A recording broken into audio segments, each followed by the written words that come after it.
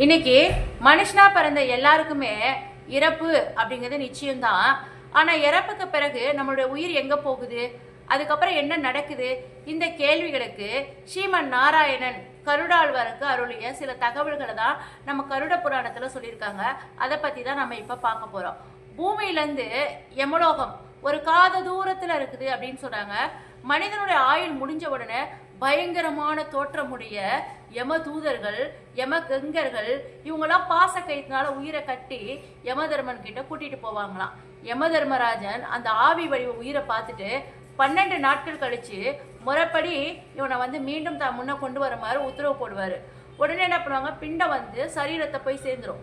மீண்டும் பூமிக்கு வரக்கூடிய உயிர் தான் வீட்டில் நடக்கக்கூடிய ஈமச்சடங்குகளையும் உறவினர்கள் அழுவுறதையும் பார்த்து சுடுகாட்டில் தன்னுடைய உடம்பு எரிக்கப்படுறத 10 அடி தூரத்துல இருந்து உயரத்துல இருந்து பார்த்து ரொம்ப ஃபீல் பண்ணி அழுமா.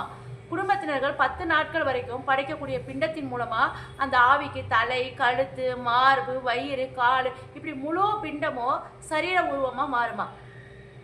13வது நாள்ல யம தூதர்கள் என்ன பண்ணுவாங்க, மறுபடியும் உயிரை கட்டி யமலோகத்துக்கு அழைச்சிட்டு போவாங்க. இப்ப யமலோகம் ஒரு ரொம்ப கொடூரமான ஒரு பயணமா இருக்குது. இந்த முறை பயணம் ஒரு நாளைக்கு 247 காத தூர வீதம் அப்படின்னு ஓய்வில்லாம நடக்குமா. வழியில பசிக்குமா, தண்ணி தவிக்குமா, இந்த மாதிரி உயிர் பயணிச்சு வைஸ்வதப்பட்டணம், சௌரிபுரம், நாகேந்திரம், கந்தர்வம், சைலகாமம், குரூரபுரம், திரௌந்தகம் மற்றும் சித்திர நகரம் இந்த மாதிரி பிளேஸ் எல்லாம் அது கடந்துட்டு போயிட்டு இருக்கும். இப்படி பூமியில வாழும் போது ஒவ்வொருத்தரும் செய்த பாவங்களை நினைச்சு உயிர் வருந்துமா. வைதரணி நதியை போய் ரீச் பண்ணுவாங்க. அது 100 யோசனை நீளமுள்ள வைதரணி நதி அடையும் போது இந்த நதியில தண்ணி இல்லாம மலம், சிறுநீர், ரத்தம், சளி இது மட்டும்தான் நிறைஞ்சிருக்குமா. பூமியில வாழும் போது வைதரணி அதாவது கோதானம், பசுதானம், அன்னதானம் செய்த ஆன்மாக்கள் மட்டுமே படகோட்டிகளுடைய உதவியோட இந்த நதியை கடந்து போவாங்களாம். தானம் செய்யாத பாவ ஆன்மாக்கள் என்ன பண்ணுவாங்களா, இந்த நதியில மூழ்கி ரொம்ப நாளும் கஷ்டப்படுவாங்களாம். அப்புறம் சிரவண அவர்கள் வருவாங்களாம். பிரம்மதேவர் தனது தபசின் போது சிரவணம் அப்படிங்கிற தற்பை புள்ளியிலிருந்து உருவாக்கப்பட்டவர்கள் தான் 12 சிரவணர்கள். பூமியில மனிதர்கள் செய்யும் எண்ணங்கள், பேச்சுக்கள், செயல்களை கண்காணித்து யமதர்மராஜன் கிட்ட தெரிவிக்கிறது இவங்களுடைய பணி.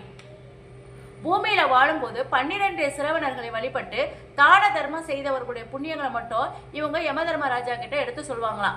அப்போ புண்ணியத்தினுடைய பகவான்களுடைய பயன்கள் நிறைவடையுமா.